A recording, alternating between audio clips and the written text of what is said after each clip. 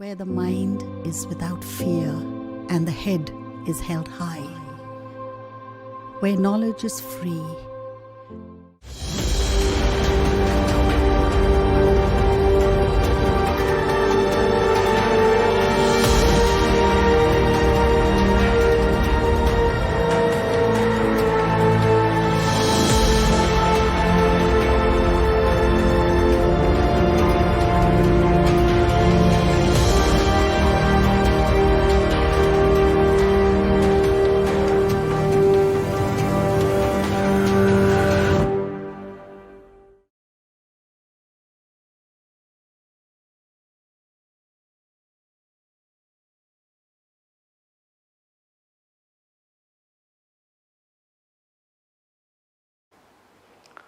স্নেহের ছাত্রছাত্রীরা, আশা করি তোমরা করোনা পরিস্থিতিতে সবাই ভালো আছো, সুস্থ আছো, স্বাভাবিক আছো। ভার্চুয়াল ক্লাসরুমে তোমাদের স্বাগত জানাই। আমি শুভ্রবিতান সাহা, মালদা জেলা স্কুলের পদার্থবিদ্যার শিক্ষক। করোনা মহামারীর জেরে দীর্ঘ প্রায় 4 মাস তোমাদের বিদ্যালয় বন্ধ। তো এই পরিস্থিতিতে তোমাদের বাড়িতে বসেই এখন পড়াশোনা করতে হবে, বিকল্প কোনো উপায় নেই। তাই তোমাদের সাহায্যার্থে মালদা জেলা প্রশাসন এগিয়ে এসছেন এবং তারা একটা অভিনব উদ্যোগ নিয়েছে। সেই উদ্যোগটি হলো মালদা জেলা প্রশাসন, মালদা জেলা শিক্ষা দপ্তর এবং মাননীয় কিছু অভিজ্ঞ শিক্ষক মহাশয়দের সহযোগিতায় এক অনলাইন টেলিভাইজড ক্লাসরুমের আয়োজন করা হয়েছে। এবং আমাদের দৃঢ় বিশ্বাস, তোমরা যদি টিভির পর্দায় বসে বাড়িতে এই প্রোগ্রামটা যদি তোমরা ফলো করো, তাহলে তোমরা অবশ্যই উপকৃত হবে, এইটাই আমাদের আশা। তো আজকে আমরা যেটা পড়াবো সেটা হচ্ছে ইউনিট 6 মহাকর্ষ অধ্যায়, ইউনিট 6 মহাকর্ষ। এবং অধ্যায়টি শুরু করার আগে তোমাদের একটা জিনিস বলতে চাই যে এই অধ্যায়টার ওপরই কিন্তু 5 নাম্বার আছে। 70-এর মধ্যে 5 নাম্বার শুধুমাত্র এই অধ্যায়টি থেকেই আছে। তো তোমরা যদি ভালো করে বাড়িতে অধ্যয়ন করো এই চ্যাপ্টারটি, তাহলে কিন্তু তোমরা সহজেই নাম্বারটি ক্যারি করতে পারবে। তো ইউনিট 6 মহাকর্ষ শুরু করব। তো শুরু করার আগে একটু গল্পের আকারে তোমাদের বলে নিতে চাই যে প্রাচীন কাল থেকেই কিন্তু বিভিন্ন গ্রহ উপগ্রহদের গতিবিধি নিয়ে বিজ্ঞানীদের মধ্যে কৌতূহলের অন্ত ছিল না। এমনকি সাধারণ মানুষ এবং বিজ্ঞানীরাও মনে করতেন যে পৃথিবী স্থির এবং সূর্য তার চারিদিকে ঘুরছে। প্রথম এই ভ্রান্ত ধারণাটি ভাঙেন বিজ্ঞানী নিকোলাস কোপার্নিকাস। তিনি সর্বপ্রথম বলেন যে না, সূর্য স্থির এবং পৃথিবী সহ অন্যান্য গ্রহরা তাদের চারিদিকে প্রদক্ষিণ করছে। পরবর্তীকালে জার্মান বিজ্ঞানী জোহানেস কেপলার তিনি গ্রহদের গতিবিধি সংক্রান্ত বিভিন্ন গ্রহরা সূর্যের চারিদিকে কিভাবে ঘোরে সেই গতি সংক্রান্ত 3টে সূত্র কিন্তু আবিষ্কার করেন। এবং সেই সূত্রগুলি বিশ্লেষণ করে বিজ্ঞানী আইজাক নিউটন পরবর্তীকালে সূর্যের চারিদিকে গ্রহগুলি যে ঘুরছে তাদের সেই আকর্ষণ বলের প্রকৃতি এবং সেই আকর্ষণ বলের মান নির্ণয়ের একটি সূত্র তিনি দেন। এবং এই যে সূত্রটা তিনি দেন সেই সূত্রটাকেই হচ্ছে আমরা বলবো নিউটনের মহাকর্ষ সূত্র। এবং আকর্ষণ বলটা, যেটা পৃথিবী এবং সূর্যের মধ্যে বা অন্যান্য গ্রহ এবং সূর্যের মধ্যে যে আকর্ষণ বলটা, সেই আকর্ষণ বলটা মহাকর্ষ সূত্র নামে পরিচিত। আকর্ষণ বলটা মহাকর্ষ নামে পরিচিত এবং তাদের মধ্যে যে সূত্রটা তিনি প্রণয়ন করেছিলেন সেটি হচ্ছে মহাকর্ষ সূত্র। তো এই বিষয়ে একটি কথা তোমাদের বলে রাখি যে শুধুমাত্র কিন্তু যে মহাকর্ষ মানে যে সূর্য এবং গ্রহ তাদের মধ্যে যে আকর্ষণ বল সেটা কিন্তু না, এই পার্থিব যে কোনো বস্তুর মধ্যেই যে বলটা কাজ করে সেটাই কিন্তু মহাকর্ষ। ঠিক আছে? তো মহাকর্ষের ডেফিনেশনে যদি আমরা যাই যে কি মহাকর্ষ জিনিসটা কি, তাহলে আমরা বলবো যে এই মহাবিশ্বে যে কোনো দুটি বস্তুকণা তাদের মধ্যে যে আকর্ষণ বলটা কাজ করে সেটাই হচ্ছে মহাকর্ষ। মানে এই মহাবিশ্বের যে কোনো দুটি বস্তুকণা, সেটা হতে পারে তোমার সঙ্গে আমার, বা এই ডাস্টারের সঙ্গে চকের আকর্ষণ বল, বা এই টেবিলের সঙ্গে বোর্ডের আকর্ষণ বল, এই মহাবিশ্বের যে কোনো দুটি বস্তুর মধ্যে যে আকর্ষণ বল সেটাকেই আমরা বলবো মহাকর্ষ। তো এবার নিউটন এই মহাকর্ষ রিলেটেড যে সূত্রটি প্রতিষ্ঠা করেছিলেন সেটাকেই আমরা এবার পড়ব। সেটা হচ্ছে নিউটনের মহাকর্ষ সূত্র।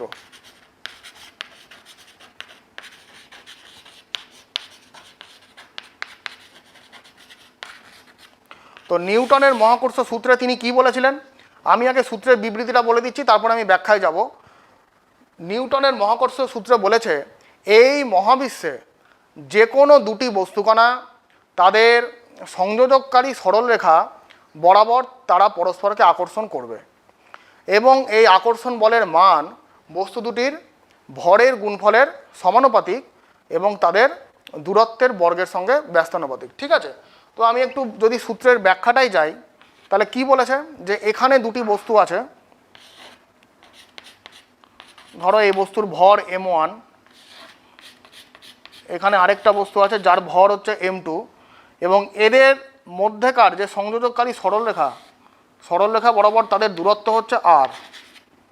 ঠিক আছে, তাহলে বিজ্ঞানী নিউটনের মহাকর্ষ সূত্র অনুযায়ী আমরা বলতে পারি যে F তাদের দুজনের মধ্যে আকর্ষণ বল, এই বস্তু দুটির মধ্যে যে আকর্ষণ বল F সেটা বস্তু দুটির ভরের গুণফলের সঙ্গে সমানুপাতিক, অর্থাৎ m1 m2 তাদের ভরের গুণফলের সঙ্গে সমানুপাতিক।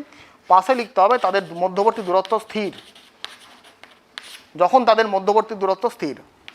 এবং প্রপোর্শনাল টু কী বলা হয়েছে, প্রপোর্শনাল টু বলা হয়েছে তাদের যে মধ্যবর্তী দূরত্ব সংযোজক সরলরেখা বরাবর যে মধ্যবর্তী দূরত্ব আর তার দূরত্বের বর্গের সঙ্গে ব্যস্তানুপাতিক, অর্থাৎ 1/r², যখন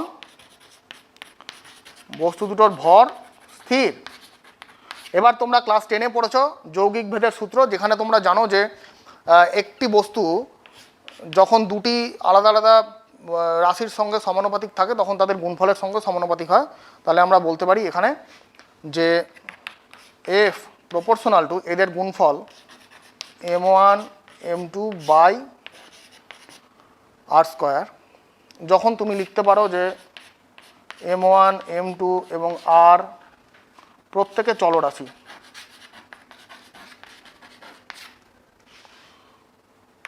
অতএব এইখানে তোমরা জানো যে সমানুপাতিক চিহ্ন ওঠাতে গেলে একটা ধ্রুবক দিয়ে গুণ করতে হয়। F ইকুয়াল টু এই ধ্রুবকটি হচ্ছে g m1 m2/r²। ঠিক আছে, এইটি হচ্ছে নিউটনীয় মহাকর্ষ সূত্রের গাণিতিক রূপ। এবং এইখানে যে g তোমরা যেটা দেখতে পাচ্ছ g, ক্যাপিটাল G, সেই জিটাকেই আমরা বলবো সর্বজনীন মহাকর্ষীয় ধ্রুবক। সর্বজনীন মহাকর্ষীয় ধ্রুবক বা শুধু মহাকর্ষীয় ধ্রুবকও আমরা বলতে পারি। ঠিক আছে, তাহলে F হচ্ছে দাঁড়ালো ক্যাপিটাল G m1 m2/r² এবং জিটা হচ্ছে একটা ধ্রুবক, সেটাকে আমরা বলবো সর্বজনীন মহাকর্ষীয় ধ্রুবক। তো এখানে সর্বজনীন কেন বলছি, কেন বলা হচ্ছে সে বিষয়েও আমরা আলোচনা করব, একটু পরেই আমরা আসছি। তো জি এই যে ধ্রুবকটা সেটা হচ্ছে সর্বজনীন মহাকর্ষীয় ধ্রুবক। তো এখানে একটা জিনিস তোমাদের জানতে হবে, এখানে যে দুটো ভরের কথা বলা হয়েছে তারা কিন্তু গ্র্যাভিটেশনাল মাস মানে মহাকর্ষীয় ভর। ঠিক আছে, এইটার সঙ্গে কিন্তু তোমরা যেটা পড়েছো নিউটনের সেকেন্ড লয়ে যেটা পড়েছো ভর, সেটা কিন্তু ইনার্সিয়াল ভর। ঠিক আছে, তো মানে জড়ো ভর তারা, তো ওই ভরের সঙ্গে এই ভরে মিলিয়ে দিলে কিন্তু চলবে না। ঠিক আছে, তাহলে আমরা নিউটনীয় মহাকর্ষীয় সূত্রের বিবৃতি জেনে নিলাম এবং ব্যাখ্যাটাও জেনে নিলাম। আচ্ছা, আশা করি তোমরা বুঝতে পেরেছো। হ্যাঁ,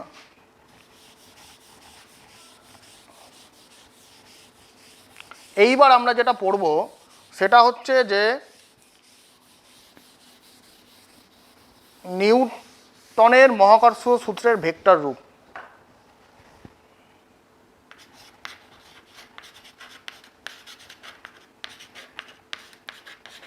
নিউটনের মহাকর্ষ সূত্রের ভেক্টর রূপ।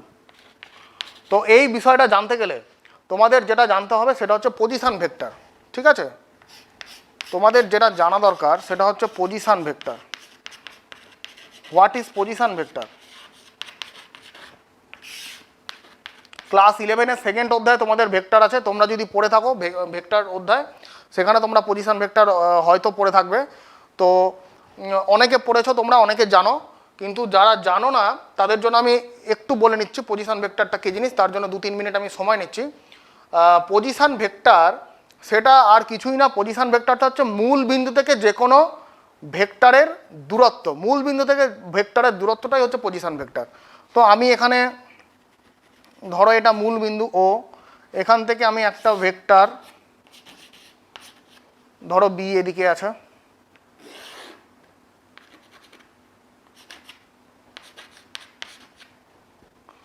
এইদিকে আছে বি ভেক্টর, ওটা এ ভেক্টর। তাহলে তোমাকে যদি বলি বি ভেক্টরের পজিশন ভেক্টর, বি এর পজিশন বা অবস্থান ভেক্টর,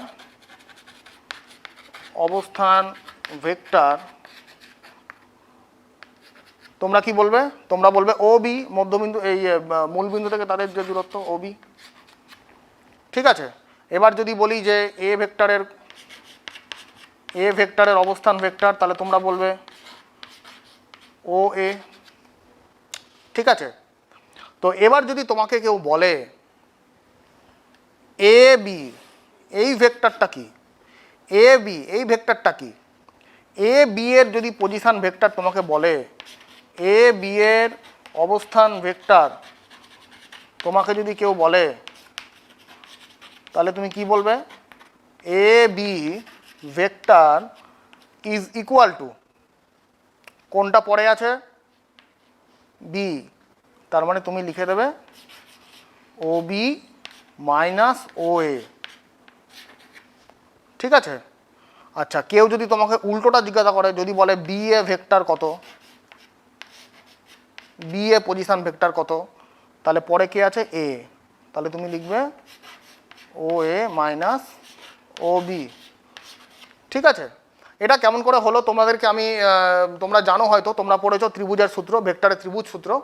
সেখানে তোমরা জানো যে একটা ভেক্টর এদিক দিয়ে গেল, হ্যাঁ, ত্রিভুজের তিনটা বাহু, তাদের মধ্যে দুটো বাহুর যদি দুটো ভেক্টরকে প্রকাশ করে সমজাতীয় ভেক্টর, তাহলে তাদের অপোজিট দিক দিয়ে যে গৃহীত যে ত্রিভুজের থার্ড বাহুটা, অপোজিট দিক দিয়ে যে বাহুটা গেছে, সেটাই হচ্ছে বাকি দুই ভেক্টরের লব্ধির মান প্রকাশ করে। সেটা তোমরা জানো রেজাল্টেন্টটা। তাহলে এখানে তোমরা সহজেই বুঝতে পারছো O A plus A B is equal to O B. O A plus A B is equal to O B, কারণ এটা উল্টো দিকে গেছে। অতএব A B is equal to হচ্ছে ও বি মাইনাস ও এ, এটাই আসছে ও বি মাইনাস ও এ, এবং উল্টো দিক থেকে করলে বি এটাও একই আসবে। তো ঠিক আছে, এইটা হচ্ছে পজিশন ভেক্টর। সো আমাদের ভেক্টর রূপটা বুঝতে গেলে পজিশন ভেক্টরটা আমাদের জানতেই হতো। তো এবার আমরা পজিশন ভেক্টরটা দিয়ে আমরা ভেক্টর রূপটা ব্যাখ্যা করব।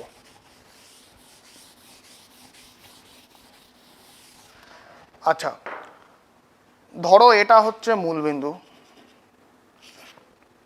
এবং এইখানে বি পয়েন্ট আছে এবং বি পয়েন্টে m2 ভরের একটা বস্তু রাখা আছে, এটা একটা ভেক্টর। ঠিক আছে, বি ভেক্টর। আচ্ছা, এবার ধরো এইখানে m1 ভর রাখা আছে, এটাও একটা ভেক্টর, এটা এ পয়েন্ট। তাহলে কি হবে? তাহলে তোমাকে তো আগের মতোই, তোমাকে যদি বলি যে m2 ভরের অবস্থান ভেক্টর কত, m2 ভরের অবস্থান ভেক্টর, সংক্ষেপে লিখছি আমি, অবস্থান ভেক্টর সেটা কত হবে? সেটা হবে হচ্ছে ওবি মাথায় ভেক্টর সাইন, এবং m1 ভরের অবস্থান ভেক্টর সেটা কত হবে? ও এ ভেক্টর। ঠিক আছে, তো এইবার কি হবে? এইবার স্বাভাবিকভাবেই আমাদের নিউটনের মহাকর্ষ সূত্র কি বলেছে? সেটা বলেছে F is equal to G m1 m2 by R square. তো এইখানে কি হবে? এইখানে তো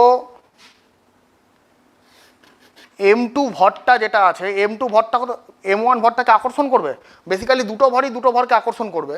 তাহলে m2 ভর m1 ভরকে আকর্ষণ করবে, তার ফলে সে নিজের দিকে যাবে। মানে এখানে আমরা লিখতে পারি এফ এ বি, এরকম করে আমরা লিখতে পারি এফ এ বি মানে হচ্ছে force on A due two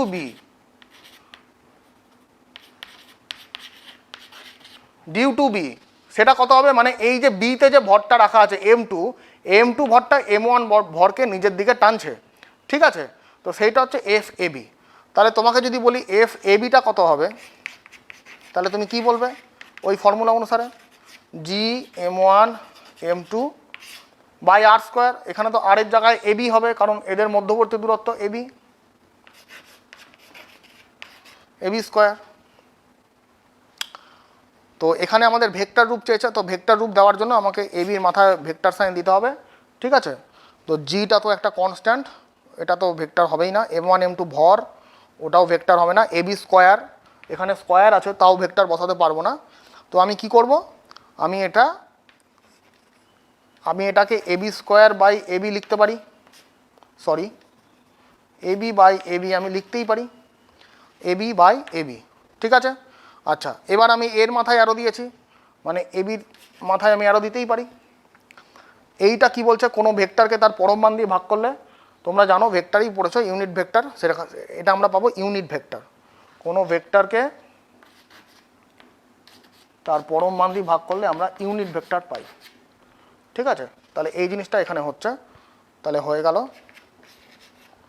G M1 M2 by AB square, AB মাথায় ইউনিট ভেক্টর, এইটা হচ্ছে ভেক্টর রূপ। এফ এবিটা তাহলে আমরা কিন্তু পেয়ে গেলাম G M1 M2 by AB square into AB, তার মাথায় একটা ক্যাপ, ঠিক আছে। আচ্ছা, তো একই রকমভাবে এফ বিএটা কত হবে, এফ বিএটা কি, তাহলে force on B due to A, মানে এটা M1 ভরটা যখন M2টাকে নিজের দিকে টানবে, M1 ভরটা যে বল দ্বারা M2টাকে নিজের দিকে টানবে সেটা কত, সেটা এফ বিএ, সেটা কত হবে, একদম সেম হয়ে যাবে, জাস্ট এখানে এবি স্কোয়ারের জায়গায় বি স্কোয়ার হয়ে যাবে, বাকিটা টোটালটা সেম। তাহলে এখানে কি হবে, এটা মিটিয়ে দিই আমি। আচ্ছা, B A square into B A, তার মাথায় ইউনিট ভেক্টর, এটা অ্যারো ভেক্টর সাইন। তো এই হচ্ছে আমাদের মহাকর্ষের ভেক্টর রূপ আমরা কিন্তু পেয়ে গেলাম, ঠিক আছে, এফ এ বি আর এফ বি এ, ঠিক আছে। আচ্ছা, তো আশা করি তোমরা এটা বুঝতে পেরেছো। তো তোমরা কিন্তু যখন বোর্ড ওয়ার্ক করবো তখন তোমরা অবশ্যই বাড়িতে খাতা পেন এবং সঙ্গে বইটাও নিয়ে বসবে, তাহলে তোমাদের একসঙ্গে কিন্তু পড়া হয়ে যাবে, ঠিক আছে। আচ্ছা, আমি এটা মুছে দিচ্ছি, আশা করি তোমরা বুঝতে পেরেছো।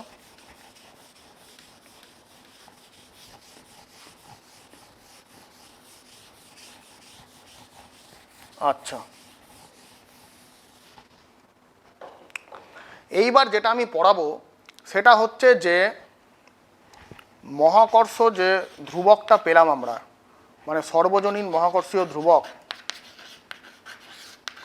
সর্বজনীন মহাকর্ষীয় ধ্রুবক, এই বিষয়ে এর সংজ্ঞা জানবো আমরা এবার। মহাকর্ষীয় ধ্রুবক যেটা ক্যাপিটাল জি, এটা কাকে বলে এটাকে আমরা জানবো এবার, এবং এর মাত্রা, একক, মান, এই বিষয়ে আমরা কিছু এবার ধারণা নেব, ঠিক আছে। তো নিউটনের মহাকর্ষ সূত্র অনুযায়ী আমরা কি বলতে পারি, F is equal to G M1 M2 by R square, ঠিক আছে। মনে মনে তুমি M1কে এক ধরো, M2কেও এক ধরো এবং আরটাকেও এক ধরো, তাহলে কি বসাবে, তাহলে এই মানগুলো যদি এক হয়ে যায় তাহলে এই মানগুলো এখানে বসিয়ে দেখো তুমি কি পাচ্ছ, এফ ইজিক্যাল টু জি পাচ্ছ কি পাচ্ছ না, অবশ্যই পাবে। M1 M2 এবং আর সবগুলো 1 হলে এফ ইজিক্যাল টু জি, ঠিক আছে। তাহলে তুমি এখান থেকেই সংজ্ঞা পেয়ে যাবে নিউটনের মহাকর্ষীয় ধ্রুবক কাকে বলে, তুমি এখান থেকেই সংজ্ঞাটা পেয়ে যাবে। সেই সংজ্ঞাটা তুমি অতি সহজেই বলতে পারবে। কি বলতে পারবে, যে দুটো একক ভরের কোনো বস্তু তারা যদি একক দূরত্বের ব্যবধানে থাকে তাহলে তারা পরস্পরকে যে বল দ্বারা আকর্ষণ করবে সেটাকেই আমরা বলবো নিউটনের মহাকর্ষীয় ধ্রুবক, ঠিক আছে। আমি আরেকবার বলে দিচ্ছি, দুটো একক ভরের বস্তু এবং তাদের মধ্যে ব্যবধান যদি একক হয়, অর্থাৎ একক দূরত্বে অবস্থানরত দুটো একক ভরের বস্তুর মধ্যে যে আকর্ষণ বল সেটাকেই কিন্তু আমরা বলবো নিউটনের মহাকর্ষীয় ধ্রুবক, ঠিক আছে। আশা করি তোমরা এটা বুঝতে পেরেছো নিউটনের মহাকর্ষীয় ধ্রুবক। এবার আমরা একে একে এর এককটা দেখব, সিজিএস একক, এসআই একক কী হবে, ঠিক আছে। তো এখানে যদি আমরা জি এর এককটা যদি বার করতে চাই তাহলে জি মানে কি, এখান থেকে যদি আমরা বজ্রগণন করে বার করি F R square divided by m1 m2, তাহলে জি এর একক মানে কি, দেখো জি এর একক আমি লিখতে পারি, জি এর একক মানে কি এফ এর একক ইন্টু আর স্কোয়ারের একক, এফ এর একক সিজিএস একক করছি আমি, বলের সিজিএস একক হচ্ছে ডাইন, গুণ দূরত্বের সিজিএস একক হচ্ছে সেন্টিমিটার স্কোয়ার, ডিভাইডেড বাই ভরের একক অর্থাৎ গ্রাম স্কোয়ার। ঠিক আছে, তাহলে এটা হয়ে গেল ডাইন centimetre square per gram square. ঠিক আছে, একই রকমভাবে এসআই একক কী হবে, এইগুলোর এসআই ফর্ম লিখে দিলেই হয়ে যাবে, অর্থাৎ বলের এসআই একক হচ্ছে নিউটন, দূরত্বের একক metre square per kilogram square. ঠিক আছে, জি এর একক আমরা পেয়ে গেলাম। তাহলে এগুলো তোমাদের আমি একটা জিনিস বলে দিতে চাই যে এগুলো কিন্তু 11-এর অ্যানুয়াল পরীক্ষার জন্য প্রচণ্ড ইম্পর্টেন্ট, এবং তোমরা যদি কোনো কম্পিটিটিভ এক্সাম দাও তার জন্য ইম্পর্টেন্ট, কারণ এখান থেকে কিন্তু প্রচুর অবজেক্টিভ কোশ্চেন আসে। একক, মাত্রা, এইগুলো কিন্তু খুবই ইম্পর্টেন্ট। ঠিক আছে, তো জি এর একক হচ্ছে dyne centimetre square per gram square এবং newton metre square per KG square. আচ্ছা, এর মাত্রা কত হবে, এইটা আমি মিটিয়ে দিই, এটা হয়ে গেছে, এখানে করি। জি এর মাত্রা তাহলে কত হবে, এফ এর মাত্রা গুণ আর স্কোয়ারের মাত্রা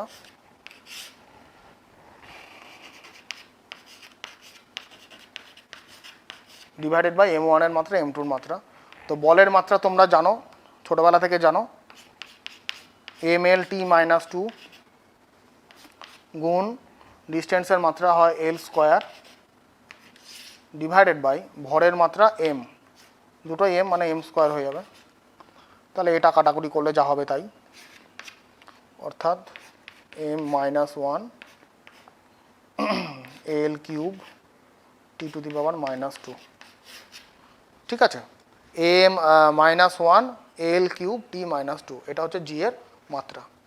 ঠিক আছে, তাহলে তোমরা জি এর একক জানলে, তোমরা মাত্রাও জেনে নিলে।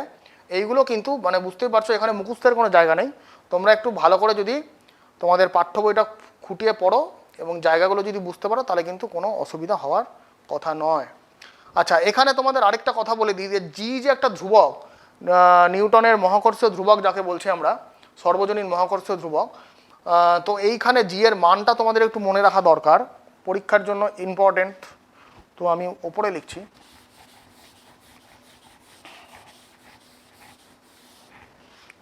জি এর মানটা তোমরা মনে রাখবে, এটা হয় হচ্ছে 6.67 ইন্টু 10⁻⁻8 সিজিএস একক, মানে ডাইন সেন্টিমিটার স্কোয়ার প্রতি গ্রাম স্কোয়ার। আর এসআইতে হয় হচ্ছে 6.67 into 10⁻11 newton metre square per KG square. ঠিক আছে, তো এখানে তোমরা বুঝতেই পারছো যে জি এর মানটা কতটাই ছোট। হ্যাঁ, এটা হচ্ছে তোমার 6.67 ইন্টু 10⁻11 নিউটন মিটার স্কোয়ার প্রতি কেজি স্কোয়ার। তাহলে আমরা এখান থেকে কি বুঝতে পারি, যে বুঝতে পারি যে 1 কেজি ভরের দুটো বস্তু, তাদের মধ্যে যদি ব্যবধানটা যদি 1 মিটার থাকে তাহলে তারা পরস্পরকে এত নিউটন বল দ্বারা আকর্ষণ করবে। অর্থাৎ দুটো ভর নিলাম আমি, দুটোই 1 কেজি করে আছে, হ্যাঁ, এদের মধ্যে ব্যবধান যদি 1 মিটার হয় তাহলে এরা পরস্পরকে যে পরিমাণ বল দ্বারা আকর্ষণ করবে সেটা বুঝতেই পারছো কত ছোট নিউটন, 10⁻11 নিউটন বল দ্বারা এরা পরস্পরকে আকর্ষণটা করবে। তাহলে বুঝতেই পারছো এই মানটা কতটাই ছোট। অর্ডারটা দেখো, 10-এর উপরে অর্ডার আছে -11, মানে কতটাই ছোট মান। তাহলে তোমাদের মনে প্রশ্ন আসতে পারে যে মহাকর্ষ বল তো পার্থিব যে কোনো বস্তুর ক্ষেত্রে প্রযোজ্য, তাহলে আমরা কেন এদের মধ্যে আকর্ষণ বলটা অনুভব করতে পারি না, নিজেদের প্রাত্যহিক জীবনে কেন আমরা এই আকর্ষণ বলটা অনুভব করতে পারি না? তার কারণটা তোমরা নিজেরাই বুঝতে পারলে যে দেখো এই অর্ডারটা কতটাই ছোট, -11, তাই জন্য আমরা কিন্তু বুঝতে পারি না। ঠিক আছে, তবে পৃথিবীর আকর্ষণ বল আমরা বুঝতে পারি, কারণ পৃথিবীর ভর অত্যন্ত বেশি, তাই জন্য পৃথিবী কিন্তু আমাদের যে বলে টানে সেই বলটা কিন্তু আমরা অনুভব করতে পারি, কারণ পৃথিবীর ভরটা প্রচুর বেশি তাই। ঠিক আছে, আচ্ছা, তো এই ব্যাখ্যাটা তোমরা নিশ্চয়ই বুঝতে পেরেছ।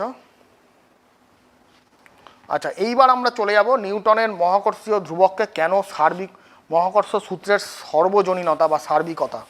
ঠিক আছে, আশা করি তোমরা বুঝতে পেরেছ।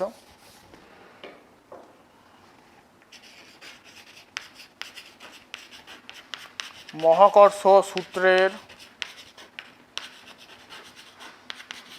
সর্বজনীনতা কোশ্চেনে আসতে পারে, বা সার্বিকতা, যে কোনো একটাই আসতে পারে। তো এইটা ইদানিং কোশ্চেনে খুব দেখা যাচ্ছে, এইটা পরীক্ষার জন্য খুব ইম্পর্টেন্ট। কেন মহাকর্ষ সূত্রকে সর্বজনীন সূত্র বলে, বা কেন একে সার্বিক সূত্র বলে, তো এইটা তোমাদের জানা দরকার। তো এর ব্যাখ্যাটা তোমরা বুঝতেই পারছো যে নিউটনের মহাকর্ষ সূত্রটা কি, F = G m1 m2/r²। এখানে তোমরা দেখতেই পাচ্ছ যে নিউটনের যে মহাকর্ষ বল সেটা কিন্তু শুধুমাত্র নির্ভর করে বস্তু দুটোর ভর এবং তাদের মধ্যেকার দূরত্বের ওপর, মানে সংযোজক সরলরেখা বরাবর যে দূরত্ব তার উপর নির্ভর করে। এটা কিন্তু অন্যান্য কোনো বিষয়ের উপর নির্ভর করে না। এটা নির্ভর করে না বস্তু দুটোর অবস্থা, কঠিন, তরল না গ্যাসীয় তারা, তাদের রাসায়নিক উপাদান, তাদের মধ্যবর্তী মাধ্যম, উষ্ণতা, তাপ, তড়িৎ ক্ষেত্র, চৌম্বক ক্ষেত্র, কোনো বিষয়ের উপরই তারা কিন্তু নির্ভরটা করছে না। শুধুমাত্র নির্ভর করছে বস্তু দুটোর ভর এবং তাদের মধ্যবর্তী দূরত্বের উপর নির্ভর করছে, কোনো বিষয়ের উপর তারা কিন্তু নির্ভরটা করছে না। তো একটা জিনিস তোমরা ভালো করে জেনে রাখো যে নিউটনের যে মহাকর্ষ বল বা এই যে সূত্রটা, সেটা কিন্তু শুধুমাত্র যে গ্রহ উপগ্রহ যে নক্ষত্রের মধ্যে প্রযোজ্য হবে তা না, গ্রহ উপগ্রহের মধ্যেও যেরকম প্রযোজ্য, ছোট ছোট পার্থিব বস্তুর মধ্যেও সেই আকর্ষণ বলটা সমানভাবে প্রযোজ্য, একই রকমভাবে প্রযোজ্য। ঠিক আছে, তো সেই জন্য কিন্তু নিউটনের মহাকর্ষ সূত্রকে আমরা সর্বজনীন সূত্র বা সার্বিক সূত্র কিন্তু বলি। ঠিক আছে, কিন্তু এটা ঠিক ছিল যতক্ষণ তোমার আইনস্টাইন তার বিখ্যাত আপেক্ষিকতাবাদ তত্ত্ব আবিষ্কার করেনি ততক্ষণ। কিন্তু আইনস্টাইন যখন তার বিখ্যাত আপেক্ষিকতাবাদ তত্ত্ব আবিষ্কার করলেন, তখন তিনি একটা কথা বললেন। তখন তিনি যে কথাটা বললেন সেটা হচ্ছে যে বস্তুর ভর তার গতিবেগের উপর নির্ভরশীল। তোমরা কিন্তু জানো যে ভর হচ্ছে একটা স্কেলার রাশি, ঠিক আছে, কিন্তু আইনস্টাইন তার আপেক্ষিকতাবাদ তত্ত্বে বললেন যে ভর বস্তুর গতিবেগের উপর নির্ভরশীল। কেমন করে সেটা, তার জন্য তিনি একটা ফর্মুলাও বলে গেছিলেন, সেটা হচ্ছে m = m0 / √1 - v²/c²। এইটা হচ্ছে আইনস্টাইনের আপেক্ষিকতাবাদ তত্ত্বের সূত্র থেকে আমরা পাই, যেখানে m0টা হচ্ছে রেস্ট মাস বা স্থির ভর, স্থির অবস্থায় ভর বস্তুর, আর সিটা জানো বস্তুর শূন্য মাধ্যমে আলোর গতিবেগ সি, আর ভিটা হচ্ছে বস্তুর গতিবেগ। ঠিক আছে, তো এখানে তোমরা ভালোই বুঝতে পারছো যে বস্তুর গতিবেগ যখন বাড়বে তখন বস্তুর ভর বেড়ে যায়। ঠিক আছে, এবং বস্তুর গতিবেগ যখন আলোর গতিবেগের সমতুল্য হয়ে যায়, মানে বুঝতেই পারছো ভিটা যখন এমনিতেই ভিটা অনেক অনেক ছোট সি অপেক্ষা, এমনিতে V very very greater than less than C, কিন্তু ভি যখন অলমোস্ট ইকুয়াল টু সি হয়ে যায়, মানে কোনো বস্তুর গতিবেগ যখন আলোর গতিবেগের প্রায় সমতুল্য হয়ে যায়, তখন কিন্তু বস্তুর ভর কিন্তু প্রচণ্ড বেড়ে যায়। বুঝতে পারলে তো? তো সেইখানে একটা কিন্তু ফল্ট চলে আসছে এই সূত্রের। ঠিক আছে, এবং 2 নম্বর ত্রুটি কি দেখা গেল? 2 নম্বর ত্রুটি দেখা গেল যে উনি বলেছেন যে দুটি বস্তুর মধ্যবর্তী দূরত্ব পর্যবেক্ষকের গতিবেগের উপর নির্ভরশীল। ঠিক আছে, একজন স্থির পর্যবেক্ষক যদি দেখেন দুটি বস্তুর মধ্যবর্তী দূরত্ব, তাহলে দূরত্ব একরকম হবে। গতিশীল পর্যবেক্ষক যদি দেখেন তাহলে এদের মধ্যবর্তী দূরত্ব আলাদা হবে, পাল্টাবে। ঠিক আছে, তো এইটা জানা গেল। তাহলে এটা 1 নম্বর ত্রুটি, যে বস্তুর ভর গতিবেগের উপর নির্ভরশীল, আপেক্ষিকতাবাদ তত্ত্ব থেকে আমরা পাই। তারপর আমরা 2 নম্বর ত্রুটি বুঝতে পারলাম যে বস্তুর মধ্যবর্তী দূরত্ব পর্যবেক্ষকের গতিবেগের উপর নির্ভরশীল। 3 নম্বর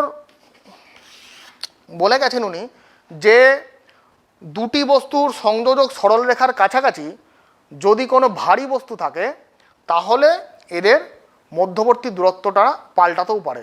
ঠিক আছে, এরকম একটা সহজ উদাহরণ দিয়ে বলি যে পৃথিবী আর সূর্য এদের যে সংযোজককারী সরলরেখা তার মানে অন্যান্য গ্রহদের যে সংযোজককারী সরলরেখা তার সেখানে যদি সূর্য উপস্থিত থাকে তাহলে বুঝতেই পারছো সূর্য কতটা ভারী এবং তাদের মধ্যবর্তী দূরত্বটা কিন্তু পাল্টায়। মানে দুটি বস্তুর সংযোজক সরলরেখা মধ্যে যদি কোনো ভারী বস্তু যদি উপস্থিত থাকে তাহলে মধ্যবর্তী দূরত্ব পাল্টাতে পারে। ঠিক আছে, আর 4 নম্বর হচ্ছে পারমাণবিক দূরত্ব মানে 1 ন্যানোমিটার মানে 10⁻⁹ মিটার। এই দূরত্বের থেকে ছোট দূরত্বে নিউটনের মহাকর্ষ সূত্র খাটে না। মানে নিউটনের মহাকর্ষ সূত্র প্রযোজ্য হতে হলে বস্তুদ্বয়ের মধ্যে দূরত্ব 1 ন্যানোমিটার বা 10⁻⁹ মিটারের বেশি হওয়া প্রয়োজন। তো এইগুলো সূত্র বের হওয়ার পরে নিউটনের মহাকর্ষ সূত্রকে সর্বজনীন সূত্র বলতে মানে তোমার সূত্র বলা যায় না এই মানে এই ফল্টগুলো সামনে আসার ফলে, কিন্তু তা সত্ত্বেও জি নিউটনের যে সর্বজনীন মহাকর্ষীয় ধ্রুবক তার কিন্তু সার্বজনীনতা কখনোই ক্ষুণ্ণ হয়নি, সে সর্বজনীন মহাকর্ষীয় ধ্রুবক বলেই চিহ্নিত। দেখো এখন আমরা যেটা পড়বো সেটা হচ্ছে বিস্তৃত বস্তুর ক্ষেত্রে মহাকর্ষীয় আকর্ষণ। ঠিক আছে, তো বিস্তৃত বস্তু আমরা কাকে বলবো? বিস্তৃত বস্তু আমরা বলবো যে এমন বস্তু যারা অসংখ্য কণার সমন্বয়ে তৈরি। ঠিক আছে, তো এরকম দুটো বস্তুর মধ্যে আকর্ষণ বল আমাদের কল্পনা করতে হবে।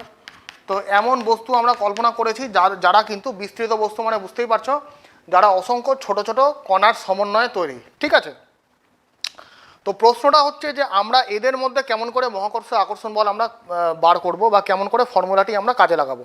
ঠিক আছে, তো এইখানে আমাদের বিস্তৃত বস্তুর ক্ষেত্রে মহাকর্ষীয় আকর্ষণ বল বার করাটা একটু জটিল এবং সময় সাপেক্ষ, এই জন্য যে এইখানে কিন্তু আমাদের প্রত্যেকটা বস্তুর আলাদা আলাদা করে বলটা আমাদের বার করতে হবে। ঠিক আছে, এখানকার প্রত্যেকটা বস্তুর সঙ্গে এই বিস্তৃত বস্তুর প্রত্যেকটা কণার তাদের মধ্যে কিন্তু আকর্ষণ বলটা বের করতে হবে।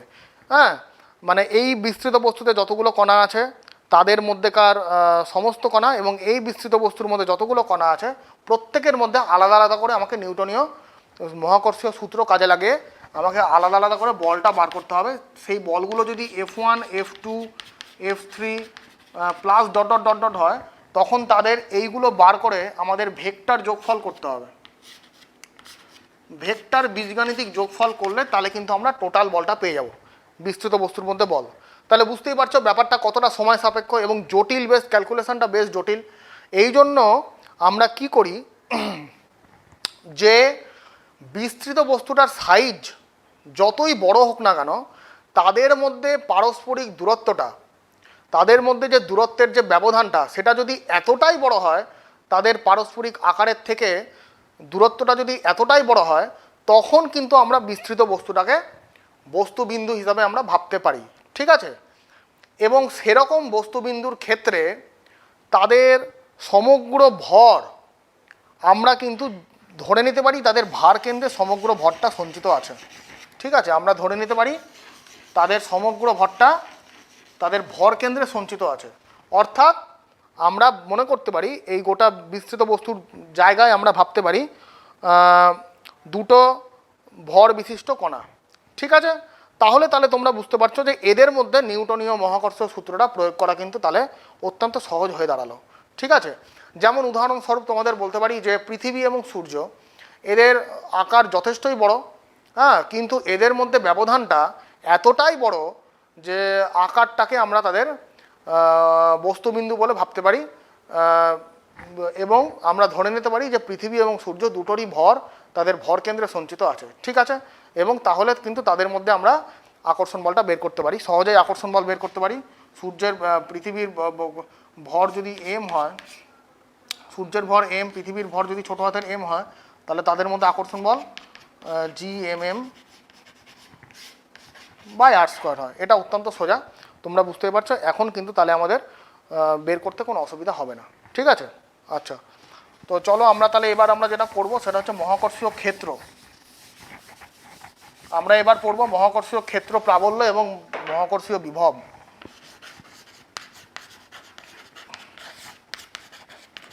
মহাকর্ষীয় ক্ষেত্র প্রাবল্য ও মহাকর্ষীয় বিভব।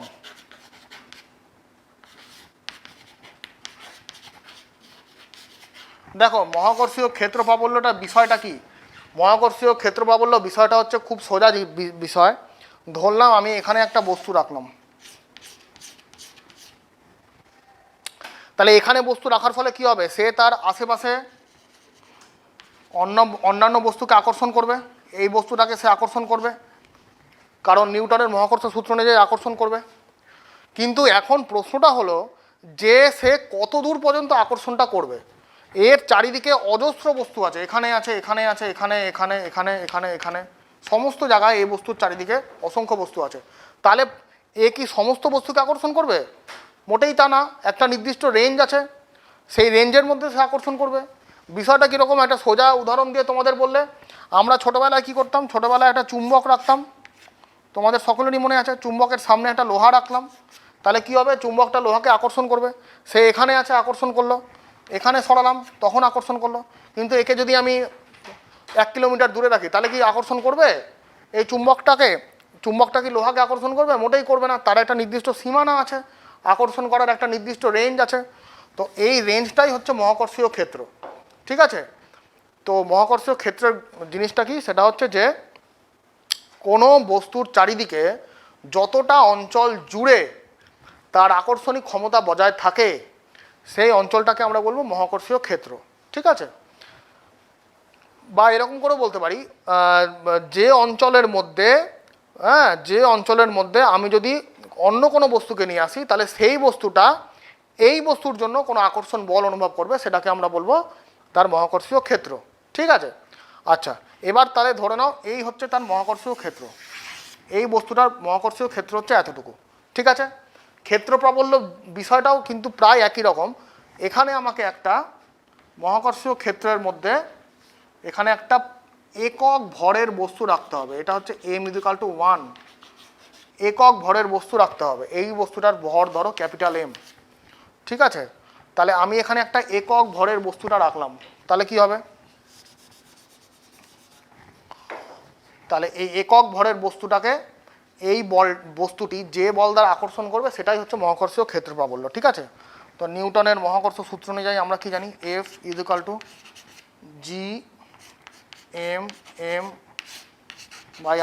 এদের মধ্যে ব্যবধান যদি r হয়, কিন্তু এখানে mটা 1, তাই জন্য F=G(m/r²), ঠিক আছে? তো এইটাকে আমরা F বলে ডিনোট করব না, অনেক সময় কনফিউশন হতে পারে। অনেক বইয়ে এই F বা এটাকে I দিয়েও ডিনোট করা হয়, কিন্তু এটাকে আমরা ছোটো হাতের G দিয়েই ডিনোট করব। G=Gm/r²। এইটা হচ্ছে মহাকর্ষীয় ক্ষেত্র প্রাবল্য, ঠিক আছে? এবং তোমরা বুঝতেই পারছো এই G মানে তোমাদের কনফিউশন হতে পারে, তাহলে এই G আর আমরা যে জানি অভিকর্ষজ ত্বরণ সেই ছোটো হাতের G, সেটা কি একই? একদম সেম, দুটোই সেম। হ্যাঁ, এবং তোমরা পরবর্তীকালে আমরা করাবো সেই G এর মানগুলো আমরা যদি বসাই তাহলে দেখবে তোমরা যে পরিচিত G তোমাদের যে জানা, যেটার মান 9.8 মিটার/সেকেন্ড স্কয়ার, সেই মানে কিন্তু তুমি চলে আসছে, ঠিক আছে? আচ্ছা, তাহলে এটা হচ্ছে মহাকর্ষীয় ক্ষেত্র প্রাবল্য। একক ভরের কোনো বস্তুকে মহাকর্ষীয় ক্ষেত্রের মধ্যে রাখলে কোনো বস্তু তাকে যে বল দ্বারা আকর্ষণ করে তাকেই আমরা মহাকর্ষীয় ক্ষেত্র প্রাবল্য বলবো। এর এককটা হচ্ছে, এবং এটা অবশ্যই একটা ভেক্টর রাশি, কারণ বুঝতেই পারছো যে একটা বল দ্বারা টানছে, বেসিক্যালি প্রাবল্য হচ্ছে একটা ফোর্স। তো যেহেতু ফোর্স একটা ভেক্টর রাশি তাই জন্য প্রাবল্য ভেক্টর রাশি। এককটা জি এর এককের মতোই, সেটা হচ্ছে সেন্টিমিটার/সেকেন্ড স্কয়ার, এসআইতে মিটার/সেকেন্ড স্কয়ার, ঠিক আছে? তো এই হচ্ছে তোমাদের জি এর মানটা বেরিয়ে গেল মহাকর্ষীয় ক্ষেত্র প্রাবল্য। এবার আমি তোমাদের যেটা পড়াবো সেটা হচ্ছে মহাকর্ষীয় বিভব। আচ্ছা, মহাকর্ষীয় বিভবটা এখানেই করাই। মহাকর্ষীয় বিভবটা কি বলছে আগে আমি বলে দিই। মহাকর্ষীয় বিভবটা বলছে যে আচ্ছা, তার আগে আরেকটা কথা বলে দিই। এই যে মহাকর্ষীয় ক্ষেত্রটা না, সেটা অসীম দূরত্ব পর্যন্ত বিস্তৃত থিওরিটিক্যালি, কিন্তু তোমরা বুঝতেই পারছো যে বাস্তবে তা সম্ভব না। বাস্তবে একটা নির্দিষ্ট এরিয়া থাকে, তারপরে আমরা ক্ষেত্র প্রাবল্য পাই না, ক্ষেত্র পাই না, থিওরিটিক্যালি অসীম পর্যন্ত বিস্তৃত হলেও বাস্তবে তা হয় না। ঠিক আছে। আচ্ছা, মহাকর্ষীয় বিভব কি বলেছে, ডেফিনেশনটা আমি বলে দিচ্ছি আগে, তারপর বোঝাচ্ছি। মহাকর্ষীয় বিভবটা বলেছে যে অসীম দূরত্ব থেকে একটি একক ভরের কোনো বস্তুকে মহাকর্ষীয় ক্ষেত্রের মধ্যে আনতে আমাকে যে পরিমাণ কৃতকার্য করতে হবে সেইটি হচ্ছে মহাকর্ষীয় বিভব। ঠিক আছে, আমি কি বললাম, অসীম দূরত্ব থেকে, ধরো এখানে একটা বস্তু আছে যার ভর হচ্ছে এম, এর চারিদিকে একটা মহাকর্ষীয় ক্ষেত্র তৈরি হয়েছে, এবং আমি অসীম দূরত্ব থেকে একটা একক ভরের বস্তুকে আমি নিয়ে আসছি কোথায়, নিয়ে আসছি এই মহাকর্ষীয় ক্ষেত্রের মধ্যে নিয়ে আসছি অসীম দূরত্ব থেকে। তাহলে আমাকে যে কৃতকার্যটা করতে হবে ডাব্লু, সেটাকেই আমরা বলবো মহাকর্ষীয় বিভব, মানে W is equal two V হবে। ঠিক আছে, কৃতকার্যটাই বিভব। ঠিক আছে, এবং তোমরা জানো যে অসীম দূরত্বে যেখানে ক্ষেত্র প্রাবল্য নেই বললেই চলে, সেখানে আমরা বিভবটাকে 0 ধরি। তো অসীম দূরত্ব থেকে আমরা একটা একক ভরের কোনো বস্তুকে আমরা নিয়ে আসতে চাইছি, তাহলে যে কৃতকার্য করতে হবে সেটাই বিভব। তোমরা জানো যে কৃতকার্য হচ্ছে একটা স্কেলার রাশি, তাই জন্য মহাকর্ষীয় বিভবটাও কিন্তু স্কেলার রাশি। ঠিক আছে, এবং তোমাদের একটা জিনিস বলে রাখি যে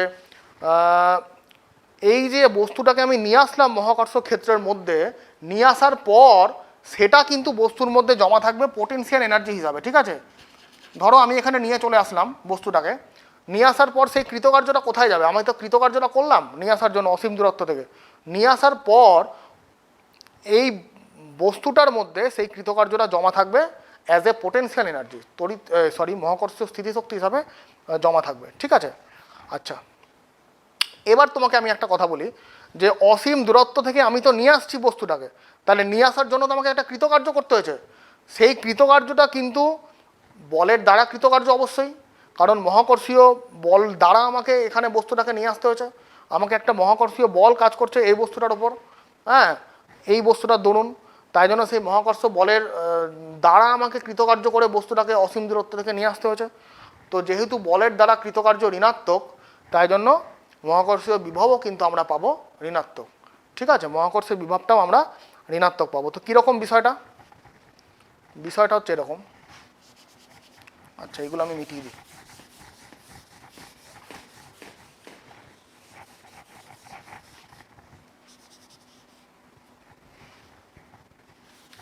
দেখো, বাস্তবে তো আমাদের অসীম দূরত্ব থেকে নিয়ে আসা সম্ভব না, বাস্তবে অসীম মানে তো ইনফিনিটি, আমরা নিয়ে আসা ধরো সম্ভব না।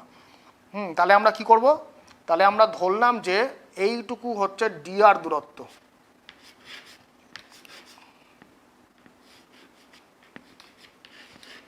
ডিআর দূরত্ব থেকে আমি বস্তুটাকে নিয়ে আসছি, এখানে বস্তুটা ছিল, এখান থেকে একক ভরের বস্তুটাকে ডিআর দূরত্ব থেকে নিয়ে আসছি, এই মহাকর্ষীয় ক্ষেত্রের মধ্যে নিয়ে আসবো। ঠিক আছে, তাহলে আমাকে কি পরিমাণ কৃতকার্য করতে হবে, তাহলে কৃতকার্য যেটা করতে হবে সেটা ডিডাব্লিউ।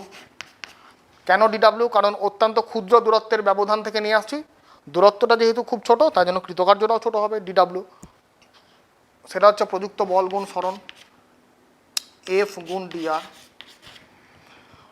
তো এখানে এফ মানে তো জি হবে, কারণ আমি এক্ষুনি পড়ালাম যে একক ভরের কোনো বস্তুর ওপর যে বল কাজ করে সেটাই হচ্ছে জি। তাহলে আমরা এফের জায়গায় জি লিখলাম, কারণ এই যে এখানে একক ভর আছে তার উপর যে মহাকর্ষীয় বল কাজ করে সেটাই হচ্ছে মহাকর্ষীয় ক্ষেত্র প্রাবল্য। তো এখানে মহাকর্ষীয় ক্ষেত্র প্রাবল্যই কাজ করছে, জি ডিআর। তো ডিডাব্লিউটাই ডিভি, এক্ষুনি বললাম ওখানে যে কৃতকার্যটাই ভোল্টেজের সঙ্গে সমান হয়। আচ্ছা, তাহলে ভি পাওয়ার জন্য আমাকে একটা ইন্টিগ্রেশন করতে হবে এখানে,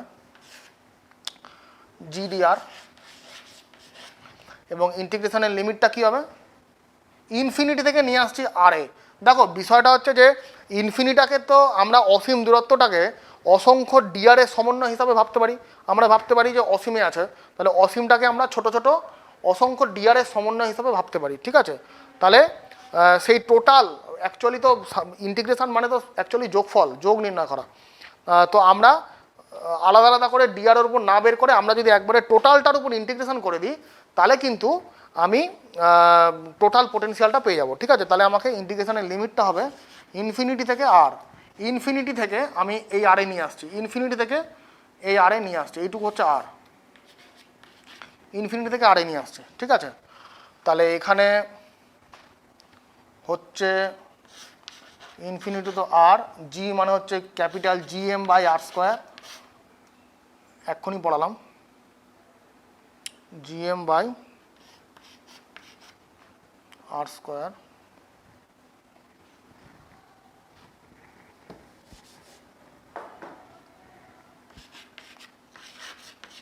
ডিআর। তাহলে এটা হয়ে গেল minus G M by R.